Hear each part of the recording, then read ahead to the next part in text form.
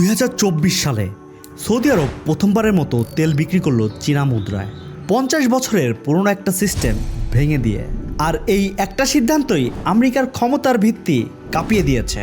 আজ আমরা জানবো এর পরে কি হবে। একটু ভাবুন, আপনি যখন বাজারে যান, পেঁয়াজের দাম বাড়া, তেলের দাম বাড়া, ডলারের রেট বাড়া, এগুলো কি শুধু একটা দেশের ভেতরের সমস্যা?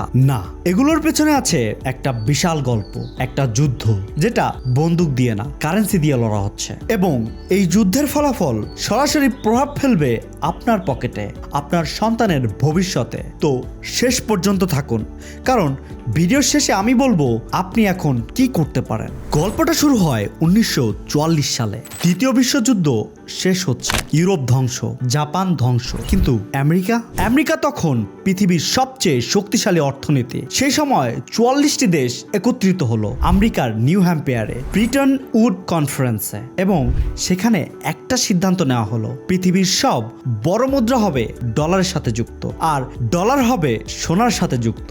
মানে হলো পৃথিবীর যে দেশই ব্যবসা করুক তাকে ডলার ব্যবহার করতে হবে। এক ঝটকায় ডলার হয়ে গেল বিশ্ব রিজার্ভের কারেন্সি। কিন্তু একটা সমস্যা হলো, 1971 সালে আমেরিকার প্রেসিডেন্ট নিক্সন ঘোষণা দিলেন ডলার আর সোনার সাথে যুক্ত নয়। মানে আমেরিকা যত ইচ্ছা ডলার ছাপাতে পারবে, সোনার সাথে কোনো সীমাবদ্ধতা নেই। এটা শুনে পৃথিবী একটু নড়েচড়ে বসলো, ডলারের উপর আস্থা কমতে শুরু করলো। কিন্তু আমেরিকা একটা চাল দিল, এবং এই চালটাই পরিবর্তন করে দিল সবকিছু। 1974 সালে আমেরিকার secretary of state Henry Kissinger গেলেন সৌদি আরবে, এবং একটা গোপন চুক্তি হলো। চুক্তির শর্ত, সৌদি আরব শুধু ডলারে তেল বিক্রি করবে, বিনিময়ে আমেরিকা সৌদি আরবকে সামরিক সুরক্ষা দেবে। এটাই হলো পেট্রো ডলার সিস্টেম। এর মানে কি? মানে হলো পৃথিবীর যে দেশকেই তেল কিনতে হবে তাকে আগে কিনতে হবে ডলার, আর তেল কিনতে হয় সবাইকে, এবং বাংলাদেশকেও। তাহলে বুঝুন, একটা সিস্টেম দিয়ে আমেরিকা নিশ্চিত করেছিল যে পৃথিবীর সবাই ডলার চাইবে সব সময়। কিন্তু 50 বছর পর সেই সৌদি আরবই যদি বলে আর না, তাহলে কি হয় সেটাই বলছি। কিন্তু তার আগে বুঝতে হবে ব্রিক্স মানে কি।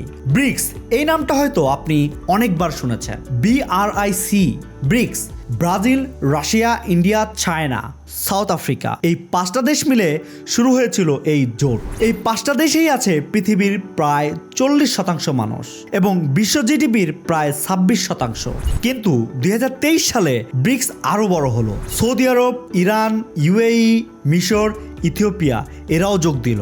5টি দেশ থেকে 11টি দেশ, এবং এই মুহূর্তে আরো 30 থেকে 40টি দেশ ব্রিক্সে যোগ দেওয়ার আগ্রহ দেখাচ্ছে। কিন্তু ব্রিক্স কি চায়? শুধু কি মিটিং করা? না, ব্রিক্সের আসল লক্ষ্য হলো আন্তর্জাতিক বাণিজ্যে ডলারের বিকল্প তৈরি করা, এবং এটা করার জন্য তারা নিচ্ছে 3টা পদক্ষেপ। 1, নিজেদের মধ্যে নিজেদের মুদ্রায় ব্যবসা করা। 2, সোনার রিজার্ভ বাড়ানো। 3, নতুন পেমেন্ট সিস্টেম তৈরি করা, যেটা সুইফটের বিকল্প। সুইফট কি?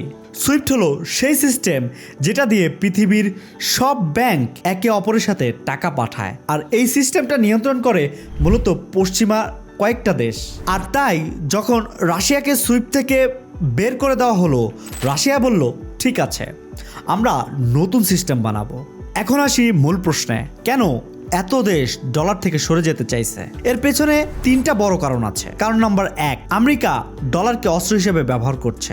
রাশিয়া ইউক্রেন যুদ্ধের পর আমেরিকা রাশিয়ার $300 বিলিয়ন রিজার্ভ ফ্রিজ করে দিল। ভাবুন, আপনার ব্যাংকে টাকা আছে, কিন্তু কেউ বলল ওই টাকা তুমি তুলতে পারবে না। এটা কি ন্যায্য? পৃথিবীর বাকি দেশগুলো এটা দেখে ভয় পেল। চীন ভাবলো আমাদের ডলার রিজার্ভও কি একদিন ফ্রিজ হবে? এরপর থেকেই চীন, ভারত, রাশিয়া সবাই ডলার রিজার্ভ কমিয়ে সোনার রিজার্ভ বাড়ানো শুরু করলো। কারণ নাম্বার 2, আমেরিকার ঋণের পাহাড়। এই মুহূর্তে আমেরিকার জাতীয় ঋণ $36 ট্রিলিয়ন বেশি। এই সংখ্যাটা এতই বড় যে পৃথিবীর জিডিপির প্রায় 1/3 অংশ। আর এই ঋণ মেটাতে আমেরিকা কি করে? ডলার ছাপায়, আর যত বেশি ডলার ছাপায় ডলারের মূল্য তত কমে। বাকি পৃথিবী বলছে আমরা কেন একটা দেশের ছাপানো কাগজের উপর নির্ভর করব? কারণ নাম্বার 3, এখন বিকল্প আছে। চীনের ইয়ন এখন অনেক বেশি শক্তিশালী। ডিজিটাল ইয়ন আসছে, ব্রিক্স পেমেন্ট তৈরি হচ্ছে, আর সবচেয়ে বড় কথা ভারত ও চীনের মধ্যে বাণিজ্য এখন অনেকটাই নিজেদের মুদ্রায় হচ্ছে। কিন্তু এই সব কিছুর মানে কি বাংলাদেশের জন্য, আপনার জন্য? এটাই সবচেয়ে গুরুত্বপূর্ণ অংশ এবং এটা শুনে অনেকেই চমকে যাবেন। বাংলাদেশ একটা ছোট কিন্তু খোলা অর্থনীতি। আমরা যা রপ্তানি করি গার্মেন্টস, পাট, সেটার বেশিরভাগই পেমেন্ট যায় ডলারে। আমরা যা আমদানি করি তেল, গম, সার, সেটার বেশিরভাগই পেমেন্ট যায় ডলারে। এবং বাংলাদেশের বৈদেশিক মুদ্রার রিজার্ভ যেটা 2021 সালে ছিল 48 বিলিয়ন ডলার, সেটা নেমে এসেছে অনেক নিচে। কেন? কারণ ডলার কিনতে অনেক বেশি টাকা লাগছে। আমাদের রিজার্ভ কমেছে। 2018 সালে $1 পেতে লাগতো 83 টাকা, আজ লাগছে 120 টাকারও বেশি।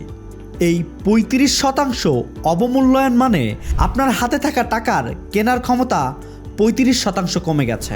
আপনি কাজ করেন, টাকা জমান, কিন্তু সেই টাকার মূল্য কমছে কারণ ডলার শক্তিশালী। এখন প্রশ্ন হলো, ডলারাইজেশন কি বাংলাদেশের জন্য ভালো নাকি খারাপ? উত্তর হলো দুটোই। ভালো দিক হলো যদি বিশ্বব্যাপী ডলারের চাহিদা কমে তাহলে ডলার দুর্বল হবে, আর ডলার দুর্বল হলে আমদানি খরচ কমবে, তেলের দাম কমবে, আপনার বাজারের দাম কমবে।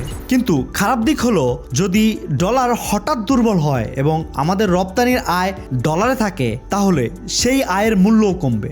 আর বাংলাদেশের রপ্তানির 80% বেশি যায় আমেরিকাতে আর ইউরোপে। তাই ডলারাইজেশন আস্তে আস্তে হলে বাংলাদেশে মানিয়ে নেওয়ার সময় হবে, কিন্তু যদি হঠাৎ হয় তাহলে বড় ধাক্কা আসতে পারে। এখন আসি সবচেয়ে বড় প্রশ্নে, ডলার কি সত্যি শেষ হবে? দুটো দলের দুটো মত আছে। এক দল বলছে ইতিমধ্যে ডলারের শেয়ার কমছে। 2000 সালে বৈদেশিক রিজার্ভে ডলারের ভাগ ছিল 72% এবং সেটা নেমে এসেছে 58%। এবং এই ট্রেন্ড চলতে থাকলে 10 থেকে 15 বছরে ডলার আর একচ্ছত্র অধিপতি থাকবে না। কিন্তু অন্য দল বলছে অন্য কথা, এত সহজে ডলার যাবে না, কারণ ডলারের বিকল্প কি? ইয়ন সম্পূর্ণরূপে কনভার্টেবল না, মানে কেউ চাইলেই ইয়নে বিনিয়োগ করতে পারে না। ইউরোজোনের নিজেরই অনেক সমস্যা। গোল্ড, সোনা দিয়ে আধুনিক বাণিজ্য সম্ভব না। তাহলে বাস্তবতা কি?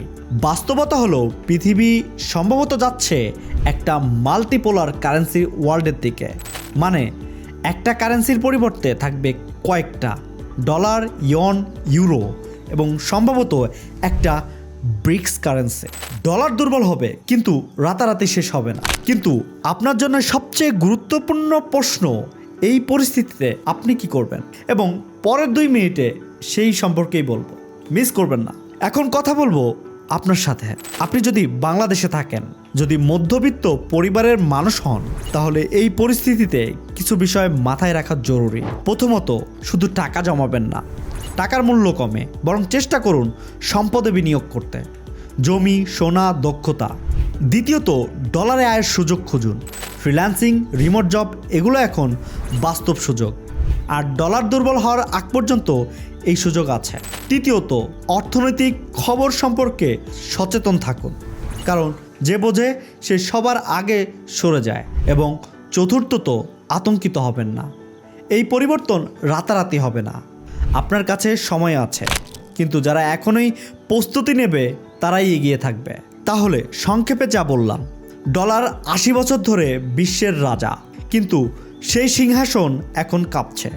ব্রিক্স বড় হচ্ছে, সৌদি আরব সরছে, সোনার রিজার্ভ বাড়ছে, ডলারের শেয়ার কমছে।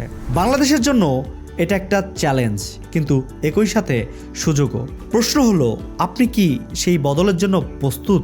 এই ভিডিওটা যদি আপনার কাজে লেগে থাকে, এবং আমি বিশ্বাস করি লেগেছে, তাহলে এখনই একটা কাজ করুন, এই চ্যানেলটাকে সাবস্ক্রাইব করুন এবং নিচে কমেন্ট করুন আপনি কি মনে করেন, বাংলাদেশের কি ব্রিক্সে যোগ দেওয়া উচিত, হ্যাঁ বা না, এবং কেন?